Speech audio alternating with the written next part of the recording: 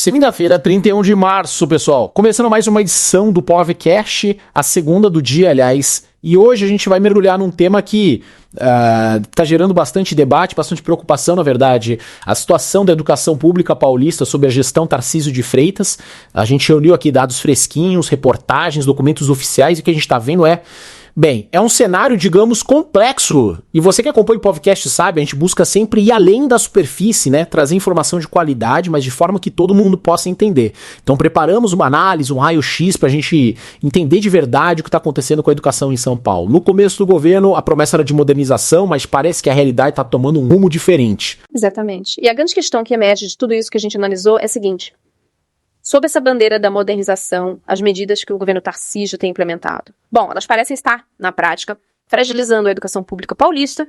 A gente vê um aprofundamento das desigualdades e até uma reversão, uma queda nos principais indicadores de desempenho escolar. E por falar em indicadores, vamos começar pelo Saresp 2023. E o mais preocupante, sabe, é que esses resultados são inferiores aos de 2021, que foi um ano atípico, né? Um ano de pandemia, de ensino remoto, ou seja, a gente está vendo uma piora no desempenho presencial em relação ao ensino à distância. É algo pra gente realmente acender a luz amarela. E o que preocupa é que esse resultado do Saresp não vem sozinho, né? Ele se conecta diretamente com a perda de posições de São Paulo no ranking do IDEB. São Paulo, que historicamente sempre teve bons resultados educacionais, caiu posições em todos os níveis. Nos anos iniciais do ensino fundamental, caiu da segunda para a sexta posição. Nos anos finais, a queda foi ainda maior. Do primeiro lugar foi para o sexto. E no ensino médio, de quinto para oitavo. A gente tem que lembrar que São Paulo é o estado mais rico do Brasil. Então essa queda não impacta só a educação paulista, mas puxa para baixo o índice nacional como um todo. É preocupante. E tem a questão da alfabetização também, né? A gente viu que apenas 37,9% das crianças do 2 anos na capital paulista conseguiram demonstrar domínio da leitura e da escrita. Esse resultado coloca São Paulo na 21ª posição entre as 26 capitais do país. É bem abaixo do que a gente esperaria de um estado com a estrutura e os recursos de São Paulo. E aí a gente esbarra em outra questão, que é a forma como esses dados estão sendo apresentados. O governo Tarcísio mudou a maneira como as informações sobre a educação são divulgadas. Saiu daquele formato mais acessível que a gente tinha antes, e agora os microdados, informações mais detalhadas, estão em plataformas mais técnicas, sem tanta visibilidade, onde tem uma análise pública clara, relatórios consolidados. Então essa falta de transparência, né, essa dificuldade de acesso aos dados, acaba gerando desconfiança. Parece que querem esconder a real situação da educação. Dificulta o debate, o acompanhamento da sociedade civil. Essa mudança na divulgação dos dados contrasta bastante com o discurso do governo, né? Um discurso de inovação na educação. Uma das medidas que mais chamou atenção nesse sentido foi a proposta de substituir os livros didáticos impressos por slides, apresentações digitais, elaboradas pela própria Secretaria da Educação. Só que essa ideia, logo de cara, já enfrentou um problema sério. Erros factuais, básicos, nos materiais. Chegaram a atribuir a assinatura da Lei Áurea a Dom Pedro II, por exemplo. Pois é. E o que foi interessante foi a reação a essa proposta. A pressão de especialistas, de educadores, da sociedade civil, enfim, foi tão grande que o governo acabou recuando e suspendendo essa substituição dos livros. Mas, ao mesmo tempo, a gente vê que essa aposta na tecnologia continua, né? O governo Tarcísio tem incentivado o uso de aplicativos para leitura, matemática, tarefas, defendeu a possibilidade de substituir professores por inteligência artificial, tipo o ChatGPT, e implementou o fluencímetro para avaliar a leitura das crianças. É muita tecnologia e pouca atenção a outros aspectos importantes da educação. E quem está à frente dessas mudanças todas é o secretário Renato Feder. Ele já tinha uma trajetória polêmica lá no Paraná, né? Militarização de escolas, privatizações sem licitação, terceirização. E parece que essas mesmas tendências estão começando a aparecer aqui em São Paulo. E se a gente junta isso com a autorização do governo Tarcísio para concessão de 33 escolas para iniciativa privada, sob a justificativa de que isso vai trazer mais eficiência administrativa. Bom, a gente começa a ver um padrão se formando. E não para por aí. A gente tem também um enfraquecimento da educação especial. Professores especializados foram removidos, substituídos por profissionais terceirizados, com formação de nível médio e cursos rápidos. A gente fica se perguntando, qual a qualidade do atendimento que esses alunos com necessidades especiais vão receber? Pois é, e as medidas continuam, né? Esses cargos de apoio escolar, como merendeiras e inspetores, foram extintos. Esses serviços agora são 100% terceirizados. A forma de contratar professores também mudou. Nada de concurso público, agora é processo seletivo com prova e envio de vídeo.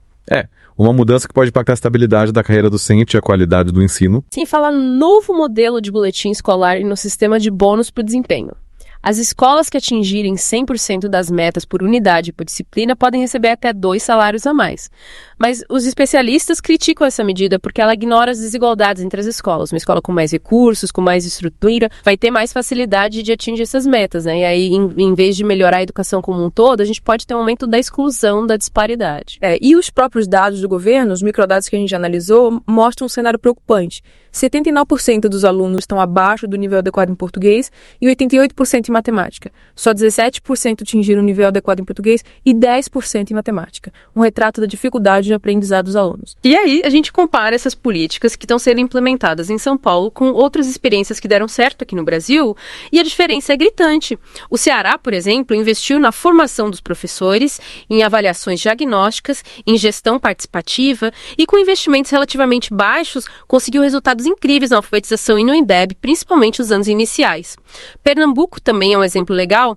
Eles têm um modelo de escola em tempo integral que combina reforço escolar com atividades culturais. E se a gente olhar para fora do Brasil, a gente vê outros exemplos interessantes, né? A Finlândia, por exemplo, trata a educação como base para a democracia e a igualdade. As escolas têm autonomia para definir o currículo, os professores são super qualificados, valorizados, e o foco é na equidade social. No Canadá, a província de Ontário investe em inclusão, acompanhamento dos alunos e colaboração entre a comunidade e a escola. Em ambos os casos, a prioridade não é a tecnologia, mas as pessoas. E aí a gente volta para São Paulo e vê esse contraste. Enquanto o governo Tarcísio diminui a importância da formação dos professores, desvaloriza a carreira docente, aposta em soluções centralizadas, tecnocráticas, outras regiões, outros países estão construindo seus avanços com base no diálogo, na escuta, na valorização da pluralidade, na responsabilidade coletiva. O foco é na relação humana, no desenvolvimento dos educadores. E essa direção que a educação em São Paulo está tomando. Bom, ela tem gerado bastante preocupação entre os especialistas, né? O Fernando Cássio, da UFABC, o Ivan Gontijo e a Priscila Cruz, do Todos pela Educação, a Kátia Smolo, do Instituto Reúna. Todos eles têm alertado para o desalinhamento dessas políticas com que a experiência e a pesquisa mostram que funciona. As críticas são muitas. A substituição dos livros por slides, a pressão por resultados em testes padronizados, o abandono da formação continuada dos professores. Enfim, elementos essenciais para uma educação de qualidade estão sendo deixados de lado. E aí a gente se pergunta: qual o futuro da educação em São Paulo? Será que essa modernização que tanto se fala não é, na verdade, um disfarce para um desmonte da escola pública? Um projeto com consequências sérias para as futuras gerações. A gente precisa de mais do que discursos bonitos sobre inovação. A gente precisa de compromisso com a educação como um direito, como um instrumento de transformação social. E os dados, os exemplos que a gente viu, mostram que existem caminhos melhores, mais democráticos, mais eficazes, que valorizam os professores, que colocam o aprendizado dos alunos em primeiro lugar. Fica a reflexão para você que está nos acompanhando. Será que a direção que a educação em São Paulo está tomando hoje realmente atende aos interesses dos estudantes, da sociedade? Será que estamos no caminho certo? Essa é a pergunta que a gente deixa para você. Será que estamos, de fato, priorizando o que realmente importa? E para você que quer continuar acompanhando as nossas análises, o podcast vai ao ar de segunda a sexta, às 7 da manhã, meio-dia e 5 da tarde. E aos sábados, ao meio-dia.